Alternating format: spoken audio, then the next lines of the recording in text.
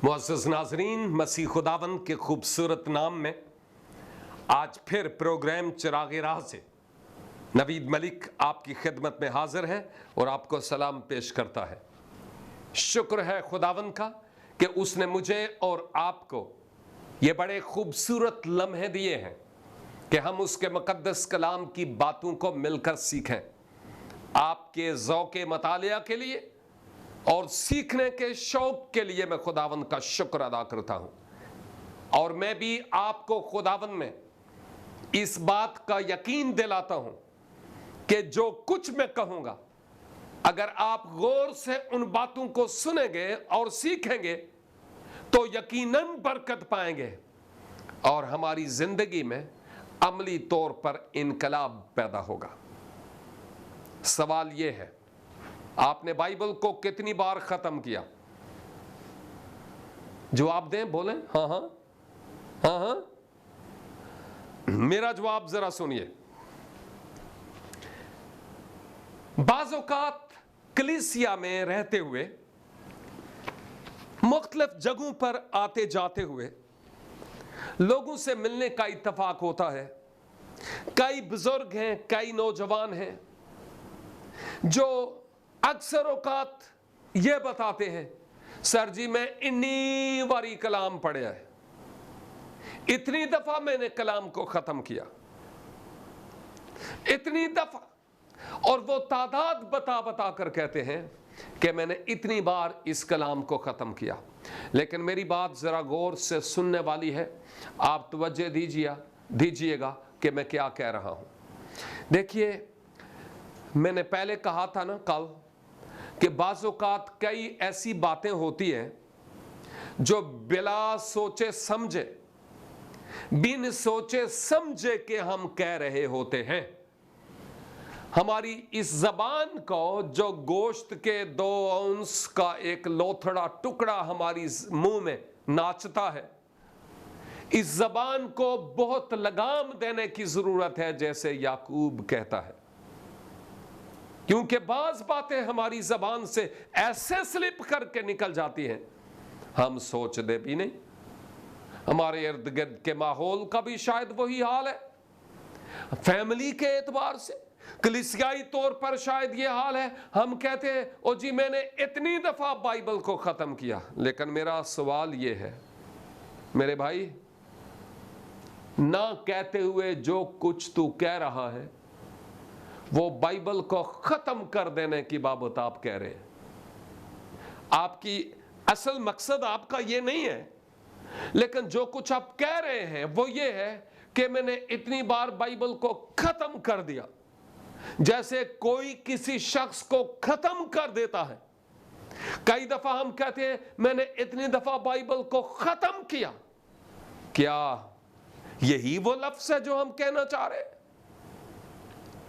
क्या इसके अलावा भी कोई ऐसा लफ्ज हो सकता है जो ज्यादा बेहतर है बनिस्बत खत्म करने के?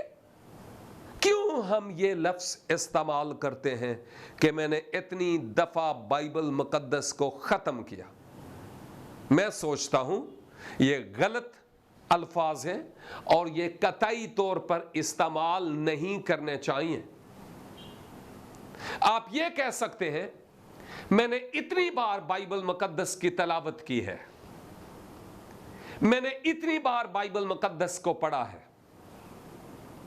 मैंने इतनी बार पढ़ के इसको मुकम्मल किया है। इन बातों पर किसी को कोई एतराज नहीं होगा। लेकिन जब आप ये कहते हैं मैंने इतनी बार बाइबल को खत्म किया, तो फिर एतराज है। इसलिए कि तारीख गवाह है कि बाइबल को खत्म करने वाले खुद खत्म हो गए। आज के दौर में बेशुमार लोग बाइबल को खत्म करने की बाबत दुनिया भर में सोचते हैं, वो खुद खत्म हो रहे हैं, लेकिन बाइबल मुकद्दस खत्म नहीं होती। इस दरख्त को जितना ज्यादा आप दबाएंगे उतना ज्यादा ये सर उठाएगा और उगेगा। बाइबल को खत्म करने से मुराद मुकम्मल तौर पर नेस्त कर देना है। तो ये टर्म और ये इस्तिलाह आइंदा के लिए हम इस्तेमाल ना करें।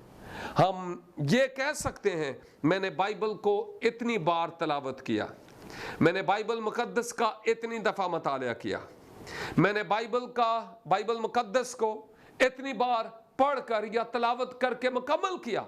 ये एक बेहतर और अच्छी तफसीर है बनिस्बत इसके कि मैंने बाइबल को ख़त्म किया। लिहाजा नेक्स्ट टाइम जब आप बात करें, अपनी ज़बान पर कंट्रोल करके और अपना मुंह ज़रा संभाल कर हमें बात करनी है, ताकि इन बातों के सबब से कोई गलत माना ना निकले। हाँ, अगर इसके लिए कोई और लफ्ज़ ना हो, ख़त्म करने का ही लफ्ज़ हो, तो फिर तो कोई मसला नहीं है। लेकिन जब और लफ्ज़ ऑलरेडी हैं, तो फिर ये लफ्ज़ क्यों इस्तेमाल करते हैं? सोचने का मकाम है। मैं आपकी खिदमत में इस अहम तरीन बात को बयान करते हुए मैं ये भी कहूँगा कि आप खुदा के कलाम को पढ़कर मुकम्मल करने की ही बात ना करें, ताकि आप बता सकें कि मैंने 4 दफ़ा या 5 दफ़ा या 10 दफ़ा बाइबल मुकद्दस को पढ़ लिया या मुकम्मल कर लिया या ख़त्म कर लिया या मुतालिया कर लिया। बाइबल मुकद्दस में यह कहीं भी नहीं लिखा हुआ है कि तुम 5 दफ़ा मुतालिया करना, 10 दफ़ा करना, 20 दफ़ा करना। खुदा मुझसे और आपसे ये नहीं पूछेगा कि तूने कितनी दफ़ा बाइबल मुकद्दस को पढ़ा था, कितनी दफ़ा तूने इसके विर्द किए थे, कितनी दफ़ा तूने इसका मुतालिया किया था, तादाद बता, इतने नंबर दूंगा ना। खुदा हमसे ऐसी कोई बात नहीं करेगा। खुदा सिर्फ ये जानना चाहता है कि ये बातें जो उसने अपने दिल की बातें मुझसे और आपसे की है, हमने कितना ज्यादा इन बातों को अपने दिल में बसाया, कितनी ज्यादा इन बातों को अपने दिल में जगह दी। ये वो बात है जो मैं आपकी खिदमत में करना चाहता हूं। देखिए, दाऊद कहता है, ऐ खुदा मैंने तेरे कलाम को अपने दिल में रख लिया ताकि तेरे खिलाफ गुनाह न करूं। दाऊद कहता है, तेरा कलाम मेरे कदमों के लिए चिराग और मेरी राह के लिए रोशनी है। यीशु मसीह के दहन मुबारक के अल्फाज हैं कि इंसान हर उस बात से जीता रहता है जो खुदा के मुंह से निकलती है। और जब ऐसी बातें हैं तो फिर कहने का मतलब यह है कि हमें यह कहने की जरूरत नहीं है कि मैंने इतनी दफा ये किया और इतनी दफा ये, बल्कि ये कहने की जरूरत है कि मैंने बाइबल मुकद्दस का इतनी दफा मुतालिया किया, क्योंकि खुदा तादाद नहीं पूछता, वो क्वांटिटी नहीं पूछता, बल्कि वो क्वालिटी पूछता है मुझसे और आपसे। हमारे पढ़ने की क्वांटिटी नहीं, बल्कि हमारे पढ़ने या तलावत करने की क्वालिटी की बात कर रहा है। और वो ये कि हम जब इस कलाम को पढ़ते हैं या इसको तलावत करते हैं, तो आया हम इसको समझ कर तलावत करते या पढ़ते हैं कि नहीं? ये वो सवाल है जो मुझसे और आपसे खुदावंद पूछना चाह रहा है। अब जब हम इस कलाम के बारे में बात करते हैं तो फिर सवाल यह है कि इस कलाम को पढ़ने की क्या जरूरत है। एक तो बात यह है कि यह खुदा की मोहब्बत का एक खत है या मोहब्बतनामा है जो उसने गुनहगार इंसान से की है। लिहाजा उसकी मोहब्बत के इस बयान को सीखने की जरूरत है।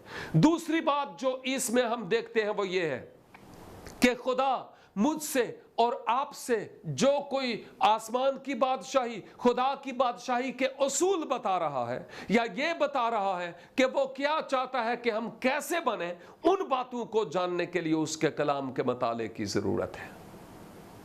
क्योंकि यही तो वो कलाम है जो हमें रास्ता दिखाता है दुनिया की मसरूफ और अंधेर राहों में।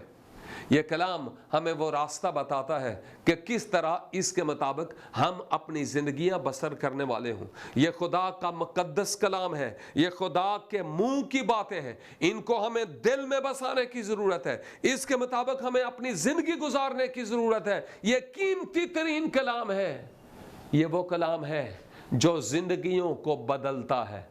जिन्होंने इस कलाम को अपनी जिंदगी में असर करने दिया, उनके वसीला से ममालिक की तकदीर बदल गई, खानदान बदल गए हैं, इंडिविजुअल लोग बदल गए हैं और खुदा का जलाल उनके वसीला से जाहिर हुआ है। मेरे लिए और आपके लिए सोचने का मकाम है कि हम किस तरह इस खुदा के कलाम को अपने दिल में बसाते हैं और इसके मुताबिक अपनी जिंदगी गुजारते हैं। मैं इस पर बात करता हूं, लेकिन यहां लेते हैं एक छोटी सी ब्रेक। आप स्क्रीन के सामने रहिए, देखते रहिए प्रोग्राम चिरागे राह।